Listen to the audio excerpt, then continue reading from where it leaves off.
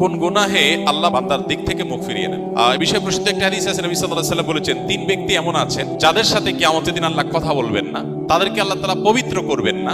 এই মানুষগুলো যাদের থেকে আল্লাহ তাআলা মুখ ফিরিয়ে নেবেন, তাদের সাথে আল্লাহ কথা বলবেন না, তাদেরকে আল্লাহ পবিত্র করবেন না। সেই মানুষগুলোর মধ্যে একজন হলেন ওই পুরুষ, যে পুরুষ টাকনুর নিচে পোশাক পরে। পোশাক পরে বলতে যে পোশাক উপরের দিক থেকে যায় সেটা টাকনুর নিচে পরে, প্যান্ট, পাজামা, চাদর, লুঙ্গি, জুব্বা, জামা, এগুলো। মোজা যেটা থাকেই নিচে, নিচ দিক থেকে পরা হয়, ওইটা কথা ভিন্ন। তো এই যে মুসবিল যে ব্যক্তি টাকনুর নিচে প্যান্ট, পাজামা, লুঙ্গি ইত্যাদি পরে, এই ব্যক্তি তার সাথে আল্লাহ কিয়ামতের দিন কথাও বলবেন না এবং তার দিকে আল্লাহ তাকাবেনও না, তাকে আল্লাহ পবিত্রও করবেন না।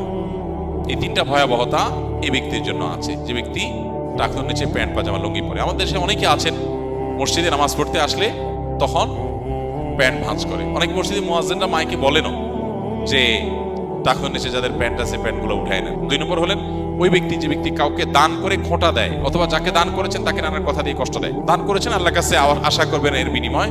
যাকে দান করেছেন তার সাথে আপনার কোনো আলাপ থাকবে না। দান করে খোঁটা দিলেন, কষ্ট দিলেন, খোঁচা মেরে কথা বললেন, এগুলো বললে আপনি আল্লাহ তাআলার দৃষ্টি থেকে সরে যাবেন কিয়ামতের ময়দানে। নাম্বার 3, ওই ব্যবসায়ী, যেই ব্যবসায়ী তার পণ্য বিক্রি করতে গিয়ে মিথ্যা শপথ করে।